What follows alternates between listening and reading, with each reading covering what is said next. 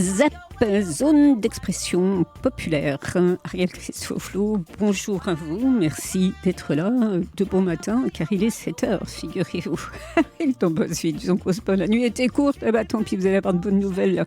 Au sommaire de cette émission, 10h30, s'il veut bien venir, parce qu'on a toujours des petites surprises, Jérôme Bourré de la DRE Laxou, en compagnie de Sandra Loto, coordinateur de la réussite éducative. Ils nous parleront de la petite enfance, la protection de l'enfance, surtout ces enfants qui assistent aux violences conjugales de la mère avec son conjoint ou de son père. Et ça, c'est très grave.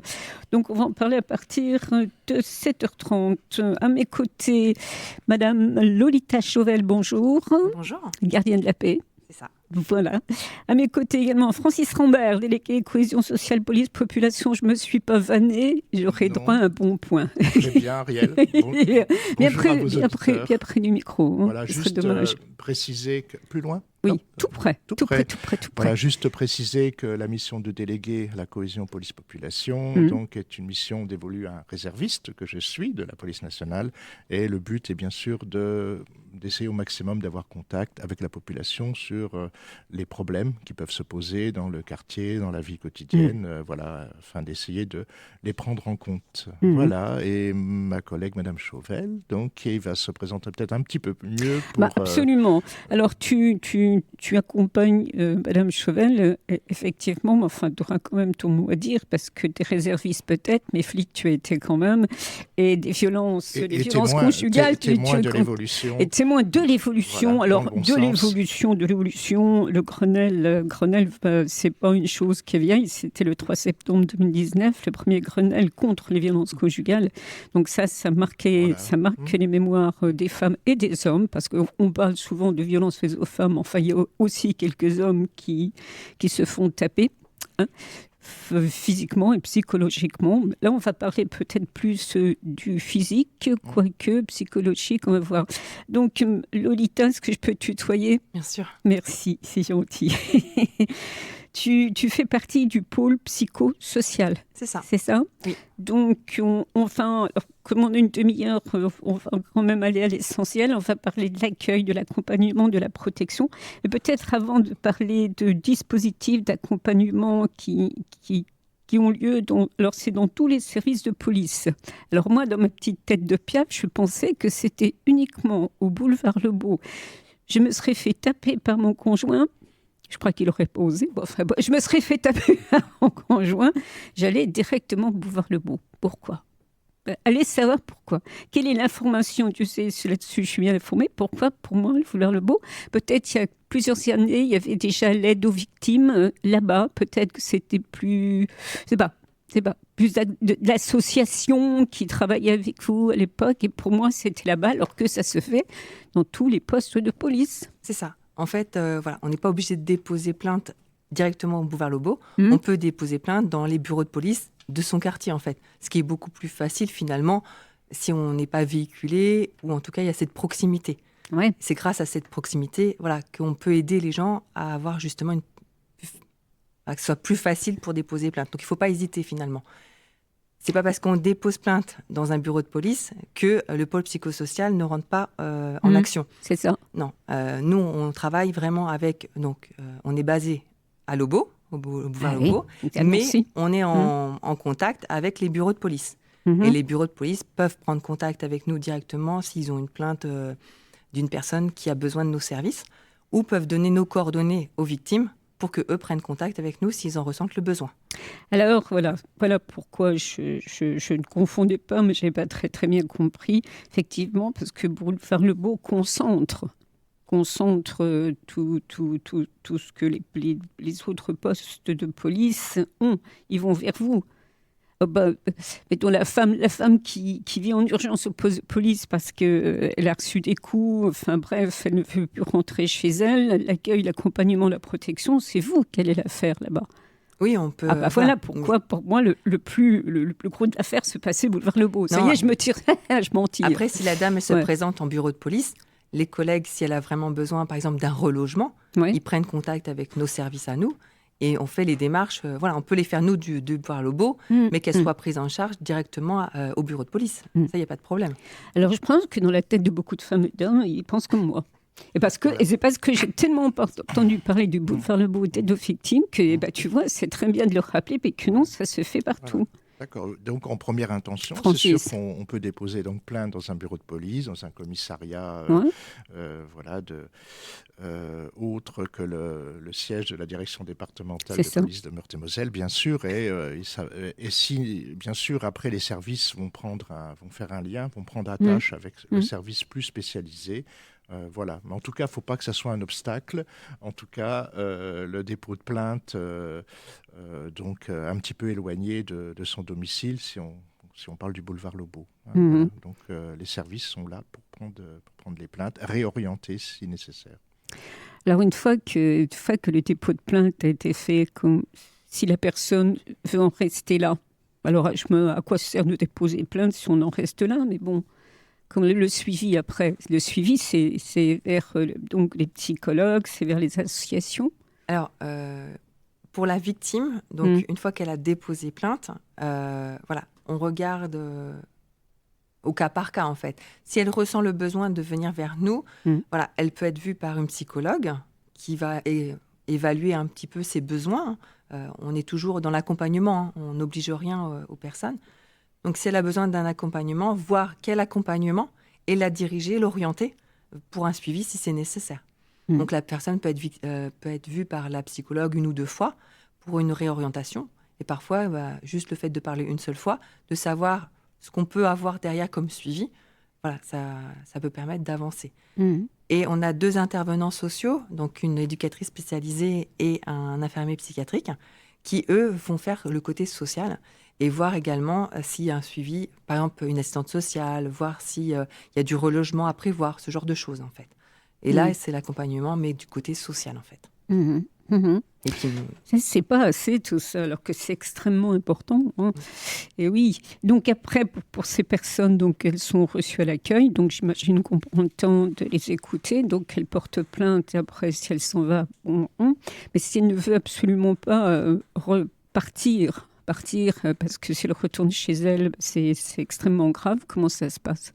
Donc, dans un premier temps, on voit si elle a de la famille, si quelqu'un peut l'héberger, bien sûr.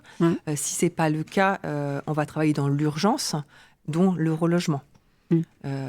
Donc là, c'est un relogement d'urgence, le temps que la procédure se fasse et qu'une décision soit prise. C'est des appartements qui sont dédiés à ces cas-là, je crois. Oui, c'est ça. Oui, CDFF, on avait parlé dans une émission, je crois. D'ailleurs, vous travaillez avec beaucoup d'associations, le Centre des droits des femmes et des familles, entre autres. Le pôle psychosocial, nous, on fait l'urgence, mais on travaille vraiment avec tous les intervenants sur Nancy. Il y en a énormément, c'est la chance qu'on a sur Nancy. Donc, effectivement, vous l'avez cité, le CDFF. On a aussi Arelia, on a aussi France Victime 54, qui est au tribunal, qui, eux, c'est important aussi de le rappeler, ils vont expliquer aussi tout ce qui est procédure au niveau du tribunal judiciaire. Moi, je me contente de leur expliquer la procédure police, comment elle va se dérouler. C'est important de leur expliquer parce qu'effectivement, on aimerait déposer plainte et que le lendemain, tout soit terminé. C'est ça. Malheureusement, ce n'est pas le cas. On travaille à charge et à décharge. On est obligé d'enquêter et d'apporter un maximum d'éléments dans notre dossier pour que le jour où la personne est présentée devant le tribunal, ou en tout cas le dossier est présenté devant le tribunal, le magistrat a le maximum d'informations pour prendre une décision la plus juste possible.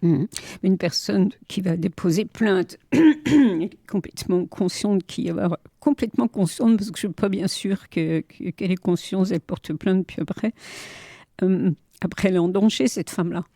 C'est pour ça en danger. Elle ne peut pas rester chez elle. C'est pour ça qu'il y a le relogement d'urgence. Et les magistrats, une fois, donc eux peuvent aussi demander une interdiction de rentrer en contact ou de peut-être présenter. Donc ça aussi, c'est bien suivi. Les personnes, si par exemple rentrent en contact alors qu'elles ont une interdiction, elles peuvent se présenter à l'hôtel de police ou en bureau de police et pour que le magistrat soit avisé. Donc on recueille leur déclaration et la personne est convoquée à notre service ou pour être entendue, savoir pourquoi il a fait ça. Et il peut être de nouveau présenté et son contrôle judiciaire peut être révoqué. Alors les choses ont changé quand même en pas mal d'années. Hein. Oui. Ça c'est sûr, mais ça fait du bien entendre parce qu'on n'a pas l'impression, il y a encore 30 ans, que tout ça est très bien suivi. Puis aussi, il faut le dire, il n'y a peut-être pas la formation des policiers femmes ou hommes, de toute façon là aussi, parce qu'il y avait une formation. Oui. On ne fait pas l'accueil comme ça sans être formé. Alors, l'accueil, donc les agents de sécurité qui font l'accueil ou les administratives sont formés en tout cas à prendre en compte les victimes. Voilà, comprendre que il y a des personnes qui arrivent à l'accueil et qui s'effondrent en pleurant. À l'Obo, ce qu'on a fait, c'est un petit coin un peu de confidentialité où la personne peut s'asseoir et expliquer un peu son problème. Et si effectivement ça reste très compliqué, voilà, on peut faire appel à mon service où on peut prendre contact directement avec la personne, essayer de voir ce qu'elle veut faire, quelles sont ses demandes et l'orienter au mieux. Oui, alors, excuse-moi, Francis. Au niveau police, bien sûr, il y a des formations pour tous les personnels qui travaillent dans les brigades de protection de la famille, brigade des mineurs, tout le monde comprend mieux. Donc, bien sûr, il y a des cursus avec des formations importantes parce que le recueil de la parole d'un enfant victime, d'une femme victime de violence, ça nécessite donc des compétences particulières et voilà, donc ces formations existent et je crois d'ailleurs, puisque tu as parlé Ariel du Grenelle contre les violences conjugales qui s'est terminé au mois de novembre 2019, effectivement la formation va encore être renforcée pour l'accueil de ces victimes et le traitement de ces plaintes. Voilà, et comme l'a dit Madame Chauvel, effectivement, après, il y a une enquête qui va démarrer. Ça, c'est le cœur de métier de la police. Mais je crois que maintenant, c'est de plus en plus, beaucoup de partenaires vont travailler sur la prise en charge donc, de la victime, de son environnement. Et puis, par rapport à l'auteur, bien sûr, il y a des mesures très rapidement d'éloignement qui peuvent être prises, d'interdiction d'approcher la victime, etc. Donc, je crois que maintenant, la prise en compte... C'est dans le meilleur des cas, ça. Vous savez aussi bien que moi qu'il y a des hommes ou des femmes qui n'ont rien à faire de ces dispositifs-là et qui vont jusqu'à tuer leur compagne ou leur compagnon. Alors, ce n'est pas dans la majorité des cas, bien sûr, mais bon. C'est donc le maximum de protection. Tu ne pourras pas mettre un flic derrière chaque nana ou chaque mec. Ce n'est pas possible. C'est pas possible. Et personne ne peut rien faire à ça, sauf de la formation très jeune. Et moi, je crois que ça. Dans les mesures les mesures prises par ce Grenelle contre les violences familiales, violences faites aux femmes, violences conjugales, effectivement, un des aspects importants, des mesures importantes, ça va être justement d'informer au plus vite les scolaires. Donc ça rentrera un petit peu dans... Ça rentre dans le Grenelle. Ça, c'est très bien, ça. Donc c'est important. Il y a Voilà. Alors simplement au niveau des lois, sans assommer nos auditeurs, mais sur les violences volontaires, ce qu'il faut quand même remarquer, c'est qu'elles peuvent être contraventionnelles, mais la plupart du temps, elles sont délictuelles. Et si par exemple c'est des violences sur un mineur de 15 ans, enfin moins de 15 ans, sur une personne particulièrement vulnérable, sur un ascendant, si ce sont des violences faites par le conjoint, le concubin, l'ex-partenaire, donc immédiatement c'est délictuel. Donc ça permet notamment d'interpeller un auteur, l'auteur, de passer en garde à vue. Donc ça c'est quand même une évolution intéressante, et le certificat médical, bien sûr, il va être important, mais il n'est pas obligatoire tout de suite pour prendre une plainte, démarrer une enquête. Peut-être que Mme Chauvel va pouvoir parler de cette notion de flagrant délit. Oui, tu fais bien en parler, Francis, parce qu'effectivement, la personne ne va pas aller chez le toubib et ensuite se rendre dans un commissariat de police. C'est déjà le commissariat de police, mais après, effectivement, il faut témoigner si c'est visible, bien sûr. Et en fait, les personnes viennent à l'hôtel de police déposer plainte. Ouais. Et en fait, nous, on les envoie directement aux UMJ, unités médico-judiciaires. C'est un médecin qui est agréé au niveau de la cour d'appel. Donc, c'est le médecin référent. C'est son certificat qui va être pris en compte. Les autres certificats d'autres médecins vont être pris en compte pour voir s'il y a eu des violences antérieures qui n'ont pas été dénoncées et qui ne seront plus visibles par le médecin légiste. Mais en tout cas, voilà, c'est ce certificat qui va avoir, qui fera foi en fait. Et les victimes de violences conjugales peuvent aussi être envoyées devant un psychologue pour une expertise. C'est logique. Et là, on parle que des femmes, on ne parle pas encore des enfants. Les enfants, on y reviendra peut-être une autre fois parce que déjà de la femme et du conjoint violent à prendre en charge aussi, parce qu'ils sont maintenant depuis quelques années pris en charge. Il y a aussi les écoutes de ces personnes-là pour leur faire comprendre que c'est pas marqué dans un bouquin qu'on doit taper sa femme, même si bref, on peut s'en séparer, c'est tout aussi bien, c'est sûr. Les choses sont comme ça. Est-ce que tu remarques, Lolita, qu'il y a plus de femmes qui viennent porter plainte? Oui, je pense que suite au Grenelle, suite un peu à cette libération de la parole, voilà, les femmes, elles ont compris aussi qu'on était là pour les aider, c'est ça. Qu'on n'était pas du tout là pour les juger, et que voilà, ça arrive à tout le monde. Ni se moquer.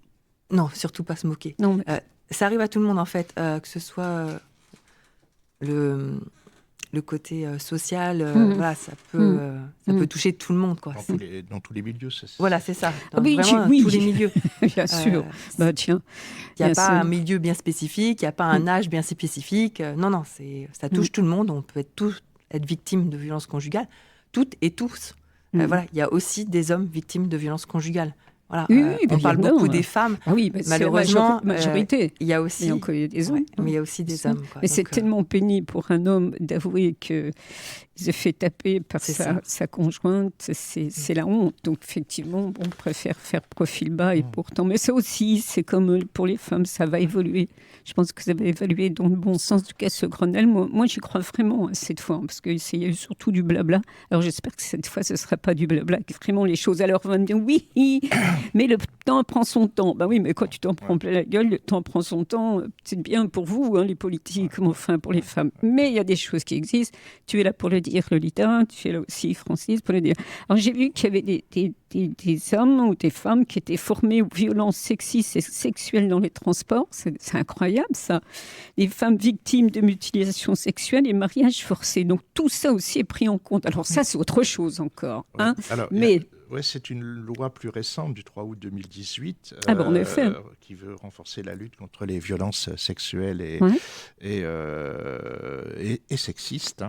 Voilà, donc en fait, c'est la création d'une infraction pour verbaliser le harcèlement de rue. C'est-à-dire que de tenir ses propos, de harceler dans la rue une jeune fille, une jeune femme, et devient aussi une infraction. C'est-à-dire si un garçon siffle une fille parce qu'il la trouve jolie, c'est une infraction. Fais-moi rire. Fais-moi rire. Lolita, fais-moi rigoler parce que là, ça va commencer à m'énerver. Oui. Mais il y a des insultes. Ça, c'est autre chose. Voilà. Et je crois qu'il y a des procédures, enfin je suis même sûr, qui ont déjà été établies depuis cette nouvelle loi. Ceci étant, ça doit être coton. Oui, on m'a insulté. Elle n'a pas pris les renseignements sur le mec. Comment on fait? Il faut des témoins dans ces cas-là. Comment ça se passe? Moi, je me pose plein de questions, tu vois. Je me fais insulter dans le bus. Style, l'autre, la rouquine, nanana. Bon, c'est pas une insulte d'être rouquine, je ne prendrais pas ça pour une insulte. Mais après, il y a des verbes, ça va beaucoup plus haut. Comment on fait? On prend un témoin qui est témoin que l'autre t'a insulté, on fait comment? Ça peut être déjà après. Ou j'enregistre. J'enregistre. Alors peut-être aussi demander à ma collègue. Par exemple, est-ce que systématiquement une plainte va être prise? Alors ça dépend de, par exemple, si ce sont des violences, si c'est des... Oui, ça c'est sérieux. Mais par exemple, dans ce cas-là, est-ce qu'une main courante, parce que parfois la victime ne souhaite pas non plus forcément déposer plainte, mais le signaler, déjà c'est signaler. Alors, voilà. Alors effectivement, on peut faire des mains courantes. Alors ça, c'est pas dénué de sens. La main courante peut nous permettre aussi d'avoir un descriptif, parce que comme vous l'avez dit tout à l'heure, on n'a pas forcément le nom et le prénom de la personne qui nous a insultés, mais voilà, souvent c'est des personnes qui nous marquent physiquement.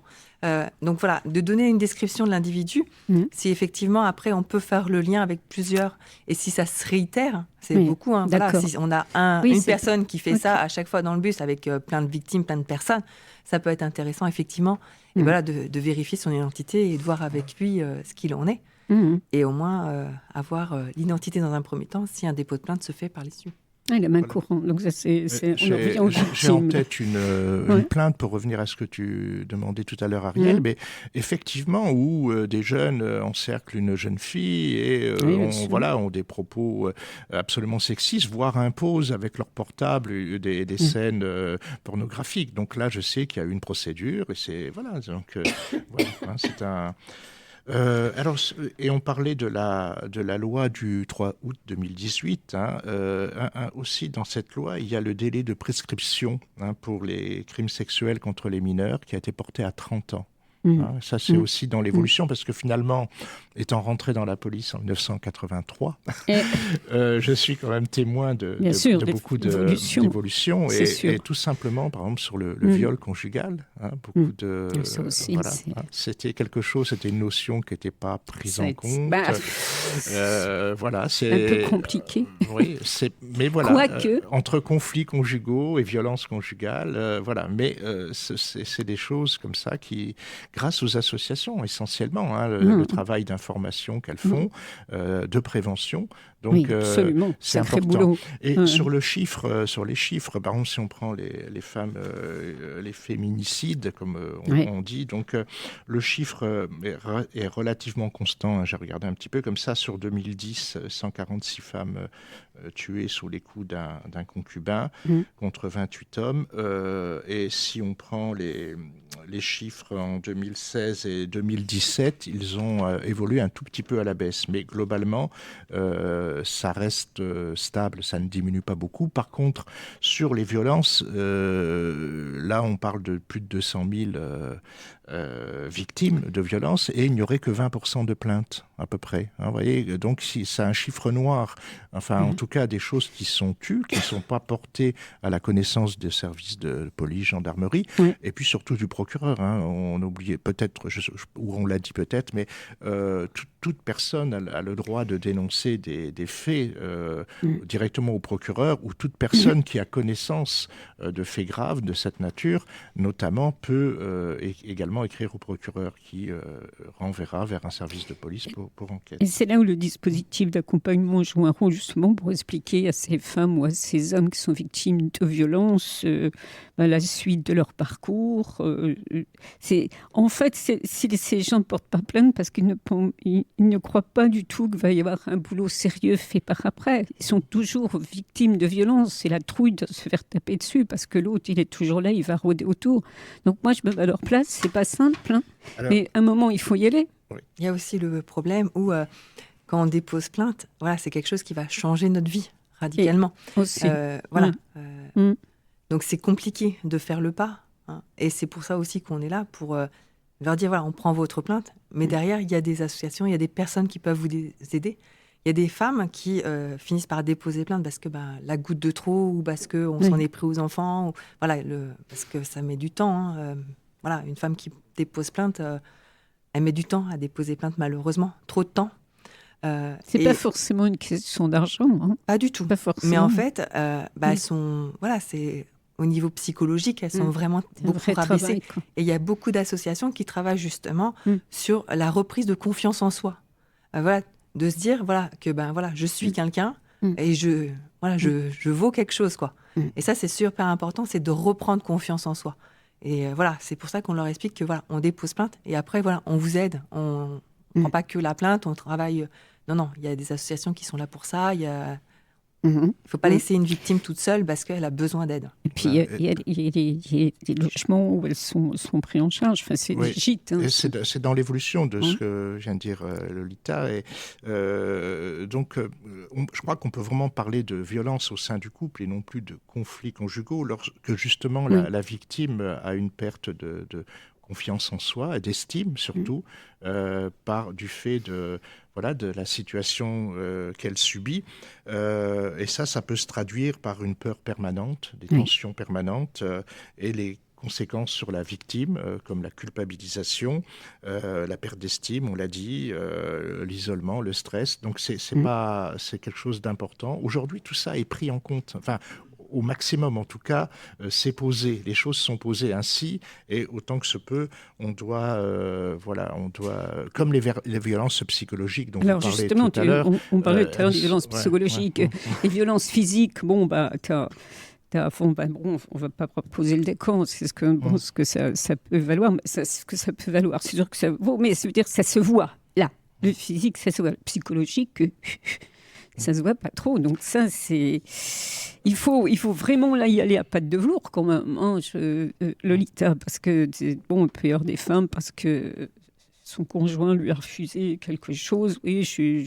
Donc il faut vraiment, ça c'est de la psychologie pure, là, il faut y aller doucement avec ça. Hein. C'est pour ça aussi. Et même sur les coups, il faut y aller doucement. Oui. Parce qu'attention, hein, t'as quand même des femmes, moi je le dis, hein, c'est moi qui le dis, si vous n'êtes pas contente, il faut venir vers moi, hein, vous avez droit de réponse. Mais t'as quand même des femmes qui cherchent les nions, quoi.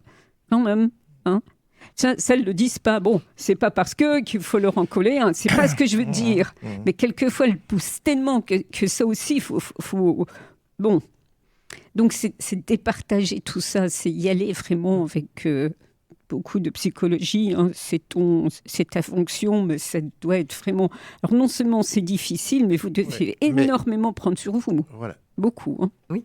Après, on travaille en groupe. Hein, oui, tu n'es pas toute seule, bien sûr. C'est un groupe. Hein, on échange sur nos dossiers pour effectivement prendre du recul et puis mener au mieux la procédure. Hein. Donc...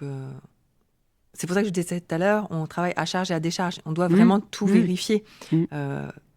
Et au niveau psychologique, c'est ça aussi, l'expertise psychologique est demandée.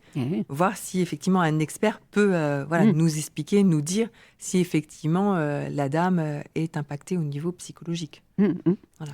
À ce moment-là, est-ce qu'on fait parvenir aussi le conjoint qui il a déraillé, il a déconné, quoi. Ça ne se passe pas tout le temps.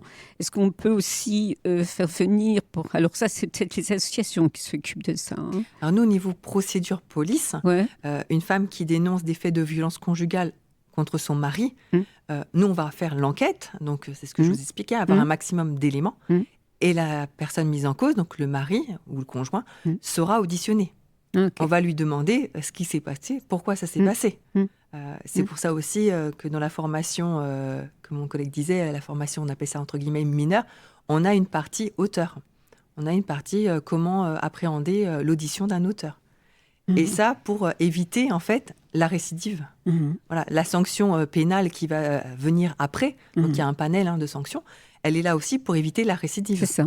Et c'est pour ça aussi qu'il y a beaucoup d'associations aujourd'hui qui travaillent avec les auteurs.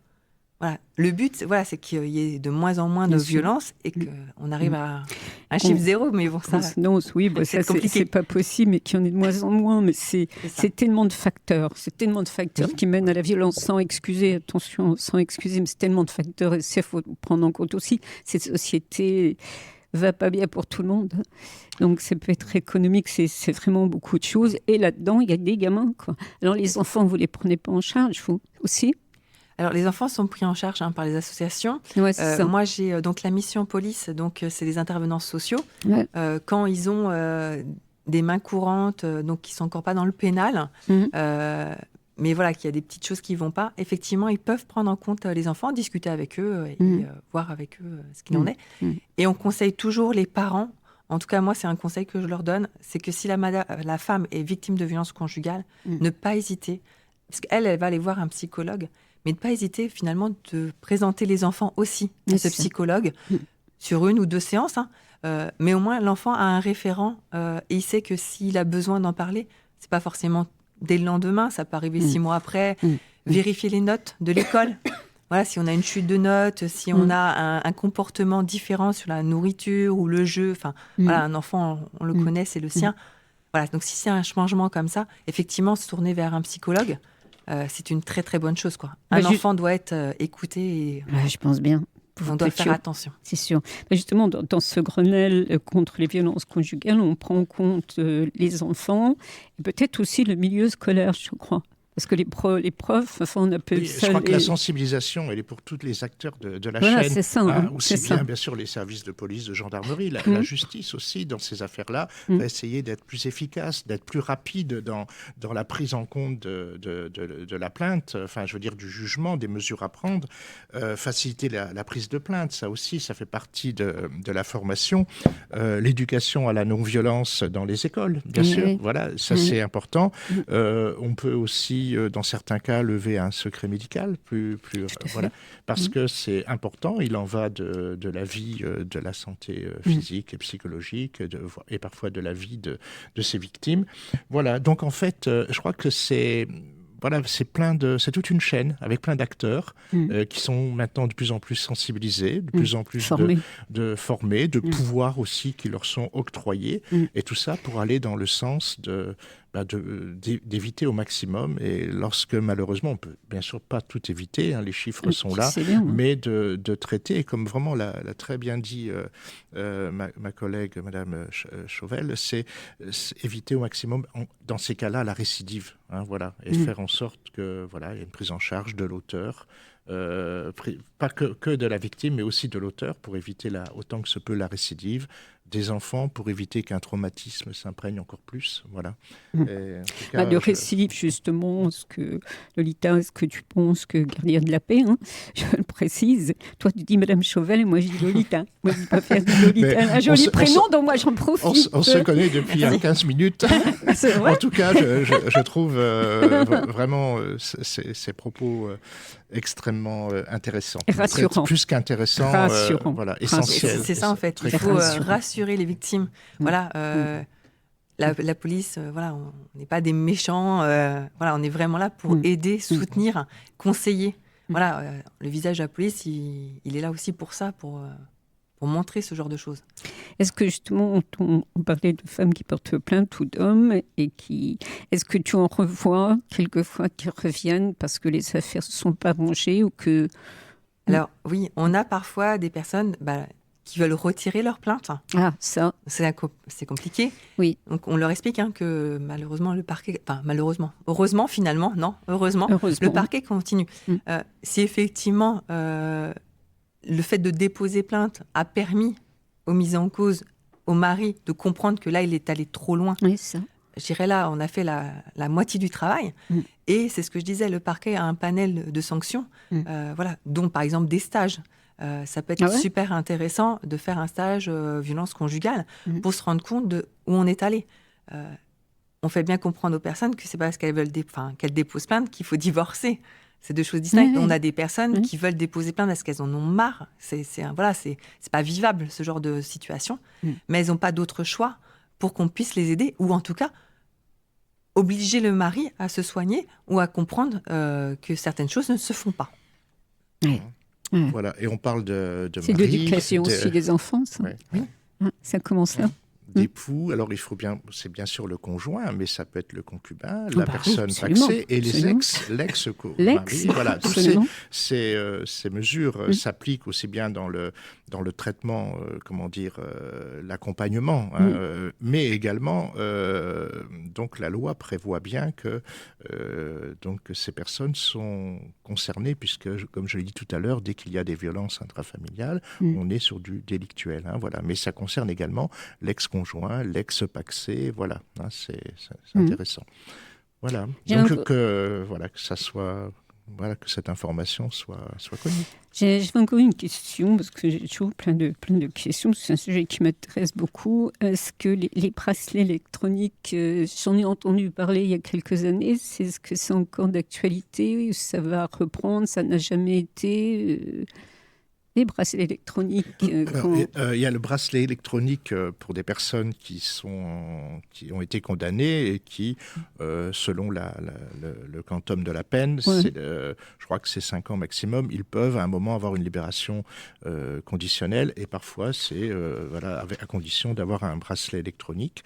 Donc ça, oui, bien sûr, ça existe toujours. Et puis il y a, je crois, aussi les femmes qui ont été victimes et dont on craint que le mari et le concubin, voilà. Eh bien, je crois qu'il y a des associations qui leur donnent peut-être des téléphones qui permettent, dès qu'il y a une crainte, une peur, de très très vite alerter. Oui, c'est ça. En fait, il y a France Victime 54, c'est l'association qui est au niveau du tribunal, donc qui travaille directement avec les parquetiers. Et effectivement, ils ont 13 téléphones grave danger. Donc, c'est des téléphones qui sont donc remis à une victime où effectivement, il y a un risque pour cette victime. Donc, elle a juste à appuyer sur ce téléphone et justement rentrer en contact avec nos services pour une intervention plus rapide, en fait. Donc, effectivement, il y en a... C'est bien, ça existe bien. Non, ça existe bien. Si on en a 13, donc c'est quand même bien. C'est un drôle de chiffre, moi, je trouve. Pour bonheur, rajouter un, que ça fasse 14. Ou 12. Après, il faudrait énormément... Superstitieuse, là.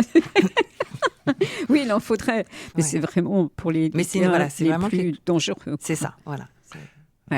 C'est sûr que... Comme on va être mais de toute façon, l'autre invité n'est pas là, comme je ne sais pas ce qu'il fait, donc on peut encore parler parce que c'est extrêmement intéressant. Moi je ne vais pas le laisser partir comme ça. Ce qui a également beaucoup changé, je trouve, c'est le fait les services ne travaillent plus de manière isolée, les différents services de toute cette chaîne. Exact. Voilà. Et ce que vraiment j'ai envie de dire, que le pire, ça aurait été de continuer à s'ignorer, services sociaux, police, etc., médicaux. Donc là, et souvent, on a des personnes de conviction dans ces services. Et ça, faut pas l'oublier. Souvent, il y a bien sûr les lois telles qu'elles sont faites, les mesures, etc. Mais ça tient beaucoup, en général, à ces personnes qui ont beaucoup de conviction, mais qui doivent aussi, je pense, se protéger. Parce que je parle pour les policiers, mais ça peut être les assistantes sociales, les personnels médicaux, d'être toujours confrontés comme ça à la violence d'autres personnes, certes, c'est pas sans impact au niveau personnel. Et j'espère que l'institution, je n'en suis pas sûr, mais je pense quand même, je demande à Madame Chauvel, est-ce qu'effectivement il y a des briefings, des formations où on peut, avec d'autres personnes, d'autres départements... Alors nous, par exemple, à la sûreté départementale, donc à la brigade de protection de la famille, c'est là où on voit, on va dire, les cas les plus durs. Donc effectivement, on a ce petit temps pour discuter de ces procédures, d'aller vers un collègue, d'en discuter. Et si vraiment il y a quelque chose qui peut nous choquer ou en tout cas nous tenir à cœur, parce que on est des hommes et des femmes aussi, donc il y a des choses qu'on supporte moins bien que d'autres. On a une psychologue qui est vraiment faite pour les policiers. On peut se tourner vers elle pour discuter et avoir un soutien. Voilà. Et ces femmes qui sont... alors il y a certains... on va déposer plainte, on a un hébergement d'urgence, et ensuite, on a peut-être droit à être dans un gîte. Alors, je ne connais pas le nombre de gîtes Nancy, Métropole. Non, et chaque fois que je pose la question, il n'est pas foutu de me répondre. Je trouve ça un peu bizarre, mais bon, ils existent. Alors, quand il y a vraiment trop, alors c'est peut-être pas à vous que je devrais poser la question, peut-être plus à des assistantes sociales ou comme le CNIFF qui pourrait répondre, mais quand il y a vraiment de très, très graves dangers, parce que souvent tu as des mecs complètement fous qui attendent les femmes au pied des gîtes. Moi, je l'ai vu, ça. Donc, est-ce qu'elle peut être envoyée partout en France? Oui, ça arrivait déjà. Il y a d'autres, ça arrive. Oui, ça arrive. C'est encore une autre protection, ça. C'est ça. Où elle change carrément de département pour sa protection. Après, c'est pas... on fait ça dans l'urgence. Oui, c'est l'urgence, oui. C'est ce que je dis aux femmes qui partent du domicile conjugal. C'est pas parce que vous partez aujourd'hui du domicile conjugal que vous retirez vos droits. Souvent, par exemple, si les personnes sont propriétaires, oui, mais si je pars de la maison, il va la garder. Non, il y a des lois qui sont là. On parle de l'urgence. La première urgence, c'est de se protéger. C'est pas parce qu'on quitte le domicile qu'on laisse à l'homme tout ou à la femme tout. On part pour se mettre en premier, c'est la protection. Voilà. Et après, on fait la procédure. C'est ça. Mais c'est surtout ça qu'il faut comprendre. C'est si on s'en va ce jour-là, c'est parce qu'il faut se mettre en protection dans un premier temps, le temps que la procédure se fasse. Oui, parce que logiquement, les femmes, les femmes avec enfants doivent rester dans le domicile, je crois. Hein. C'est ça, mais bon, je me mets à la place qui a une terreur folle. Ouais. Je veux dire, elle ne veut absolument pas rester dans l'appartement. Je ne sais pas. Il y a des foyers qui prennent les enfants avec les mamans. Oui. Hein, c'est fait exprès. Hein. Ah oui. Et si après le magistrat décide voilà, c'est des décisions, hein, de dire, non, c'est madame qui a le logement et monsieur doit partir. Oui, ça se fait, il n'y a aucun souci. Oui, c'est sûr. Je ne sais pas si le magistrat il a eu affaire à des gens fous furieux, mais c'est des drôles de dispositions. Mais c'est bien, c'est logique. C'est logique que la femme reste dans l'appartement avec les enfants. C'est pas le problème. C'est les conséquences violentes qui y a après, parce qu'elles sont terrorisées. Moi, d'en avoir vu, d'avoir travaillé directement je faisais des émissions directes il y a 40 ans avec le Gilles de Sainte-Croix. T'imagines. Et les femmes, elles parlaient. Mais c'était une terreur, mais quand elles en parlaient, dommage qu'on n'ait pas de femmes qui veulent venir témoigner. Quand une femme qui a subi des violences conjugales, qui réussit à refaire sa vie, amochée quand même, parce que tu n'oublies pas, mais qui a réussi à retravailler, qui a réussi à reprendre le contrôle de soi-même, c'est-à-dire que ça, pour une femme qui écoute et qui subit aussi des violences, c'est bien plus intéressant de ce qu'on dit là. C'est intéressant ce qu'on dit. Une femme qui témoigne, c'est intéressant. Donc la terreur de la femme qui s'est fait... Je ne parle pas d'une baffe, hein, je parle de trucs horribles. Tu sais bien, Lolita, on entend, moi j'en ai entendu aussi. Elle veut absolument être protégée, à la limite, être sur du gîte pendant très longtemps. Tellement elles ont peur. Hein. C'est ce qu'on disait tout à l'heure, elles ont besoin de reprendre confiance en soi. Complètement. Hein. Et de réapprendre à vivre. Quoi. Ouais. Et c'est assez compliqué quand même, et c'est pour ça qu'il faut les accompagner. Quoi. C'est très important, quoi, pour éviter aussi qu'elles retombent dans ce... Oui. Puis accompagner aussi ces hommes ou ces femmes qui violentent, quoi. Parce que de toute façon, s'ils ils reproduiront leur violence sur quelqu'un d'autre. Hein, parce que c'est bon. Alors savoir pourquoi ils sont comme ça, Mais c'est intéressant ça aussi maintenant qu'on fasse parler ces hommes ou ces femmes qui tapent comme ça. Mais vraiment, c'est intéressant parce qu'il y a quelque chose qui ne va pas, normalement. Hein. Voilà. Sinon, en cas bien sûr d'extrême urgence, toujours faire le 17, pas oublier. Donc, moi, je vois les synthèses départementales d'intervention et souvent le soir d'ailleurs, les interventions police-secours. Voilà. Et sinon, juste une anecdote, c'est déjà il y a 25 ans, mais en allant récupérer des services sociaux, une dame et les enfants, l'appartement était devenu complètement insalubre, le père était violent, les enfants, etc. Donc on a interpellé le monsieur, récupéré la maman, les enfants, qui étaient dans un état, je dirais, d'hygiène absolument épouvantable. Et dans la voiture, le petit fourgon, la maman s'est mise à pleurer. On lui a dit, mais madame, on vous emmène dans un foyer, vous restez avec vos enfants, etc. Et elle dit, oui, mais je le sais, ça, mais c'est pas pour ça que je pleure, c'est que moi-même, donc il y a 30 ans, 35 ans, il s'est passé la même chose chez moi, parce que vous parliez de phénomène un peu... Donc elle-même avait déjà été victime enfant, et malheureusement, maman, les choses se reproduisaient. Là, on peut se poser beaucoup de questions quand même, c'est bizarre, c'est pas évident quand même à chaque fois. Mais... Ceci étant, les policiers de l'accueil des victimes, dans les brigades de protection des familles, dans les commissariats, les gendarmes, tout ça, on voit ce genre d'affaires régulièrement. C'est sûr qu'on est exposé. Et il y a toujours derrière le policier, le gendarme, le professionnel, il y a toujours l'humain. Mais est-ce qu'il y a des brigades qui vont enquêter, toujours formées, vous êtes tous formés, mais qui vont enquêter chez les voisins pour savoir exactement... Oui. C'est l'enquête, c'est ce que je disais tout à l'heure, on travaille à charge et à décharge. L'enquête de voisinage, ça en fait partie. C'est ça. L'enquête au niveau du travail, il y a... C'est très fouilleux. L'enquête, elle est complète. C'est pour ça aussi que ça met du temps. C'est parce qu'on ne peut pas se précipiter. Il faut vraiment avoir un dossier le plus solide possible avec le maximum d'éléments qui vont ou non dans le sens de la victime. Voilà, c'est ça qui est important. On a des victimes qui se sentent un petit peu malmenées, on va dire, entre guillemets. Non, c'est que les questions qu'on leur pose, il faut qu'on y réponde. Pour que le jour où ça passe au tribunal, ou en tout cas le jour où la personne elle est convoquée à nos services, qu'on ait tous les éléments. Et ça, c'est important. On enquête, c'est vraiment le point important que les personnes doivent comprendre. Toutes les questions qu'on pose, elles ont une importance, même si la victime ne comprend pas. Mais c'est très, très important, c'est vraiment d'avoir un maximum d'éléments. Ok, voilà notre invité de 7h30 qui arrive. Là, j'ai mon retard. Il est incroyable. Jérôme Bourré, je vous en prie. Mathieu, installe-toi.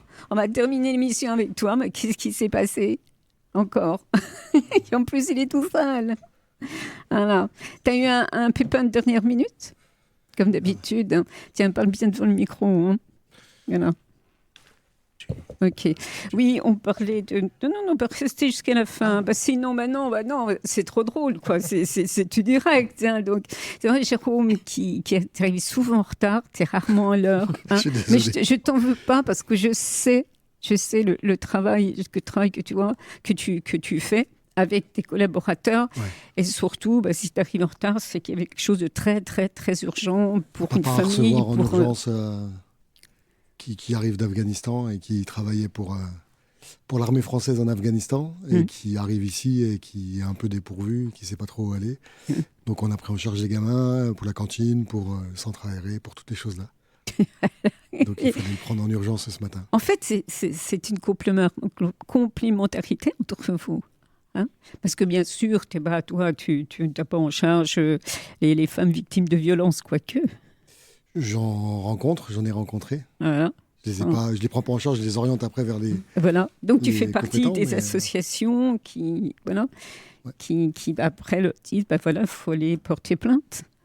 Hein, on leur dit, on leur explique, on les accompagne s'il faut. Alors j'ai Bourré de la DRE de l'Axou. Vous faites connaissance, voilà. Ils font un boulot incroyable. Sandra n'a pas pu venir, je pense, ce matin. Elle aussi. Elle était pareil. Alors Sandra, elle s'occupe de la petite enfance. Ouais, on s'occupe avec Sandra Lodo de tout ce qui est petite enfance et de la prévention très, très tôt des difficultés que les enfants peuvent rencontrer, parce que sur le dispositif à l'Axou, on estime que plus on prendra en charge tôt et moins on aura à travailler par la suite, et que ça sera peut-être plus facile pour travailler avec les parents et les enfants. Donc on s'occupe de tout ce qui est petite enfance. Ouais. Est-ce qu'il t'arrive de faire des réunions avec des parents ou des mamans seules ou des papas seuls, peu importe, et des policiers?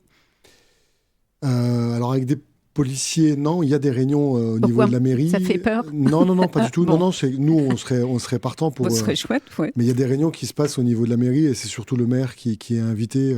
Alors, c'est les anciens GLTD, les groupes locaux de traitement de la délinquance, qui ont changé de nom aujourd'hui. Je ne sais plus trop comment ils s'appellent, mais... c'est pas. Mais non, ça serait... Alors, on travaille, quand je dis policier, on travaille en étroite collaboration avec la police municipale de l'Axou. Oui, c'est bien. Donc avec eux, on se voit régulièrement, quasiment tous les matins. C'est vrai? Ouais, parce que ça nous permet d'échanger sur ce qui se passe dans le quartier ou sur. Donc on échange beaucoup, et quand lui reçoit des familles qui sont en difficulté et qui ne sait pas trop comment, il me les oriente et il les envoie au dispositif, et vice versa, quand il y a des parents qui viennent nous voir et qui sont en difficulté, on les oriente vers la police. Donc on a ce lien avec la police municipale. Entre vous. Ouais. Et sur le secteur de l'Axou et le plateau de Hué, le bureau de police du Haut-du-Lièvre et l'Axou, on travaille aussi régulièrement avec la police municipale, et dans le cadre de cette police de sécurité du quotidien, il y a maintenant ce qu'on appelle des GPO, groupe de partenariat opérationnel, où effectivement on est avec les policiers municipaux, bien sûr, les bailleurs, etc. Et de la part des bailleurs, nous remontent parfois des signalements de la police municipale, bien sûr. Voilà, donc c'est important qu'il y ait cette communication, cette remontée. Si on ne sait pas, c'est compliqué d'agir. Après, et c'est bon de vous entendre, parce que ça sécurise. C'est fait exprès, cette émission. Mais ça sécurise. Moi, j'écoute ces discussions, je me dis, tiens, effectivement, j'aurai un peu moins peur. La prochaine fois, j'irai peut-être. Non, mais c'est vrai que là, dans l'évolution de la prise en compte des violences faites aux femmes, aux enfants, donc, puisque moi je suis rentré dans la police en 83, j'en suis sorti en 2012, mais maintenant je suis réserviste, avec cette mission de délégué cohésion police-population, mais on peut mesurer vraiment les progrès, l'immensité des progrès qui ont été faits, et puis dans la collaboration avec les différents services, qui vont dans le même sens, au maximum éviter, prévenir, repérer très vite les problèmes. Et puis, malheureusement, quand il y a des violences avérées, ce sont les services de police, gendarmerie, qui vont traiter. Mais là encore, on traite plus forcément simplement prendre une plainte, on entend une victime, un auteur, une enquête de voisinage et on transmet au parquet, mais c'est bien plus que ça maintenant. Je veux dire, voilà. C'est plus complet. Madame Chauvel l'a bien expliqué tout à l'heure. Quand Sandra Lodo aura le temps, mais peut-être avec toi la prochaine fois, si tu réussis à venir avant la fin de l'émission, parler justement de la protection des enfants victimes des violences des parents, quoi. Est-ce que toi, évidemment, tu enfin, pas régulièrement, mais ces petits gamins-là, tu les as. Oui, on en a, et pas plus tard que juste avant les vacances de Noël et juste après, on a eu un cas sur une école. Après, on travaille beaucoup sur tout ce qui est violence éducative ordinaire en ce moment, parce que je pense que beaucoup de parents ont une méthode d'éducation et ne pensent pas qu'ils peuvent être violents avec des paroles, avec des choses comme ça. Et c'est surtout là-dessus qu'il faut qu'on accentue, parce que la famille qu'on a rencontrée, c'est le gamin qui est venu nous voir et qui a exprimé, qui a exprimé des choses. 8-9 ans. Oui, et qui exprimait des choses alors qu'il disait que c'était pas obligatoirement des violences physiques, il y en a eu, mais c'était pas ça le plus grave pour lui, en tous les cas. C'était surtout les mots et les choses qui se passaient à la maison, parce que sa maman pouvait l'ignorer pendant 2-3 jours, 4 jours, parce qu'il avait fait soi-disant une bêtise ou autre. Et quand on a rencontré la maman, alors elle est tombée des nues quand on lui a parlé de violence, parce que pour elle, c'était une méthode d'éducation. C'était pas une violence, alors que c'est des violences éducatives ordinaires. Et aujourd'hui, les gens... Alors, on est en train de changer. Alors, les pays nordiques, comme souvent en Suède, etc., il y a un film qui est sorti qui s'appelle On est naissance imbattable, et qui montre aussi la différence entre l'éducation là-bas et notre éducation à nous. Et donc, il faut qu'on travaille là-dessus, avec les parents, pour bien leur montrer que dire à son fils que c'est un âne... ça paraît pas une violence, mais c'est une grosse violence, parce que si on lui répète tous les jours que c'est un âne, il va confirmer que c'est un âne. Ça toute ta vie. Et donc c'est là-dessus qu'on travaille beaucoup. Alors des violences, il y en a aussi, mais là-dessus, je pense qu'il y a un gros travail d'éducation à faire avec les parents. Et on est en train de s'attacher là-dessus. Sandra Lodo, qui travaille à la protection de la petite enfance, est tout à fait... Elle est au JE, et elle est marraine. Je vais pas dire le nom de l'association, parce que je dirais une bêtise, je l'ai plus en tête, mais elle est marraine... Il y a une exposition justement qui tourne en ce moment, qui était à Strasbourg, qui était à Metz la semaine dernière, sur les violences éducatives ordinaires. Parce que je pense qu'on est en train de prendre conscience de ça, et que c'est un gros travail à faire, et que déjà si on arrive à régler plus ou moins ça, et à faire entendre que y a des choses qu'on peut pas dire à son enfant. Il y a une paire d'années, moi j'ai été éduqué comme ça. On disait toujours, si on est mis, ça lui a pas fait de mal. Sauf qu'il y en a à qui ça fait du mal, et donc il faut qu'on soit attentif. Et je crois que les violences psychologiques dont tu parlais tout à l'heure, là, on y est tout à fait avec les conséquences, bien sûr, sur la personnalité. Et moi, il y a toujours quelque chose qui m'émeut terriblement, c'est ces enfants victimes par d'autres enfants de harcèlement. Et là, je crois que le rôle est important. Bien sûr, l'éducation nationale est bien sûr partie prenante dans les signalements, puisque eux aussi ont des procédures. Voilà. Et ça, c'est quand même terrible de savoir qu'un enfant, un ado, peut aller, malheureusement, se suicide parce qu'ils sont victimes à l'école de... C'est quand même... voilà. Toujours pareil, détecter et au maximum prévenir.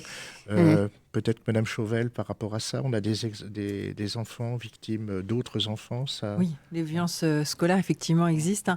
Le souci, c'est qu'aujourd'hui, on passe aussi la violence avec les réseaux sociaux.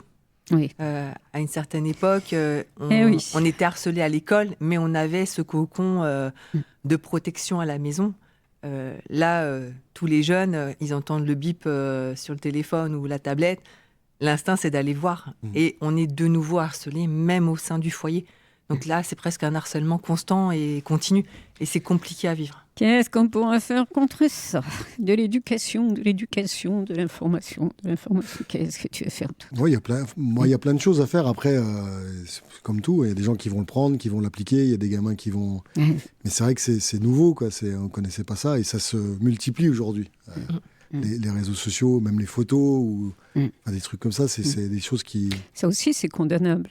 Oui. Ah oui. Oui. Mais je pense qu'il faut qu'on arrive aussi à faire prendre conscience. Alors, je ne sais pas si vous le faites, mais je pense que on va essayer d'organiser, nous, sur l'Axou, dans une école sous le plateau, des rendez-vous avec les parents et la police, justement, pour que la police puisse expliquer aussi ce qu'on risque quand on fait ça, au niveau pénal, au niveau financier. Parce que je pense que des fois, des parents, encore une fois, ne prennent pas conscience du harcèlement que soit leur fils fait subir à d'autres, ou alors il subit aussi. Et je pense que mettre en en face des parents des sanctions. Même pour les enfants, des fois, la sanction, ça peut aussi faire peur. Et je pense qu'il faut qu'on arrive à organiser ça assez régulièrement pour que les parents puissent prendre conscience aussi de la gravité des choses. Ouais, ce que vous disiez, c'est que les parents ont été éduqués de cette façon. Ils ne voient pas où est le mal d'éduquer leurs gosses aussi. Ils n'en sont pas morts. On n'en est pas mort, comme ils disent. C'est ça, on disait toujours ça. Bien sûr, on n'en meurt pas, bien sûr. Alors, mais bon. Donc nous, on a... Et de très longue date, dans la police, il y a toujours un policier formateur antidrogue, mais bien sûr, leur mission est complètement élargie depuis pas mal d'années, et ils sont tout à fait habilités. Donc, c'est Laurent Graillot sur la Meurthe-et-Moselle, que tu connais bien. Le fameux Laurent Graillot. Il faut que je prenne contact avec lui. Voilà, qui est détaché à plein temps. Voilà. Il n'a jamais le temps, celui-ci. Ah ben, il n'a jamais le temps. Voilà, après... Il n'est pas en retraite encore? Non. Ah, il repousse. Il adore son boulot. Je crois que là, il y a une forte conviction. Oui. Voilà, donc après, moi, simplement dans ma mission, j'ai parfois contact avec des directrices d'école primaires, élémentaires, maternelles, et parfois, mais c'est pas assez souvent, mais on arrive à organiser ce qu'on appelle un café des parents. Voilà, et à cette occasion, on parle un petit peu de leurs craintes sur le quartier, les difficultés, voilà. Mais c'est vrai que ça peut être un sujet qui est intéressant. Je pense, bien sûr. Merci. La prochaine fois, on parlera de ça. Pas de souci. Mais tu vois, j'adore Jérôme Bourré parce qu'il est venu en retard, mais il est venu quand même. Tu vois. Et ça impose un homme. Moi, je trouve. Il est admirable, franchement.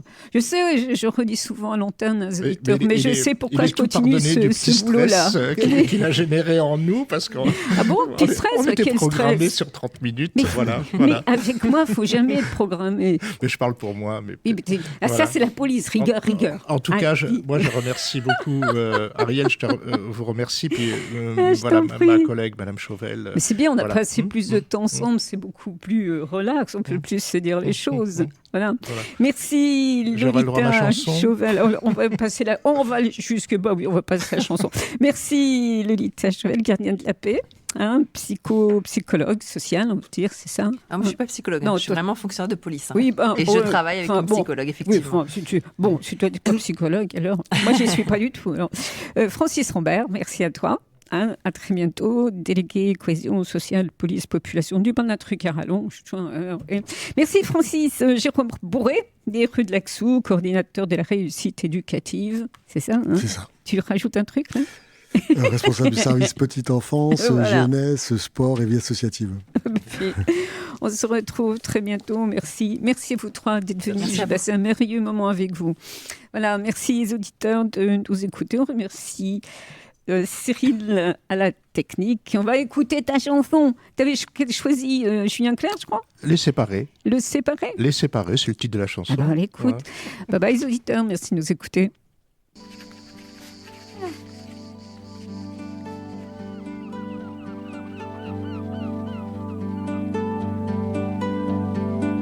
N'écris pas, je suis triste et je voudrais m'éteindre. Les beaux étés sans toi, c'est l'amour sans flambeau. J'ai refermé mes bras qui ne peuvent t'atteindre et frapper à mon cœur, c'est frapper au tombeau. N'écris pas, n'apprenons qu'à mourir à nous-mêmes. Ne demande qu'à Dieu, qu'à toi si je t'aimais. Au fond de ton silence, écouter que tu m'aimes, c'est entendre le ciel sans y monter jamais.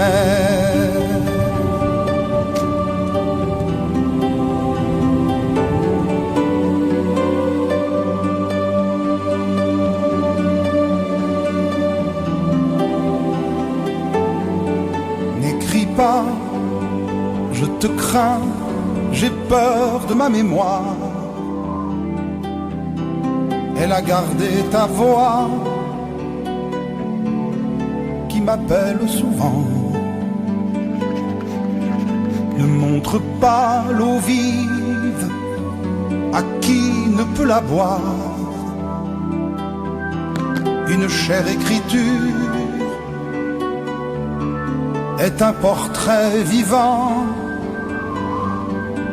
N'écris pas ces deux mots que je n'ose plus lire. Il me semble que ta voix les répand sur mon cœur.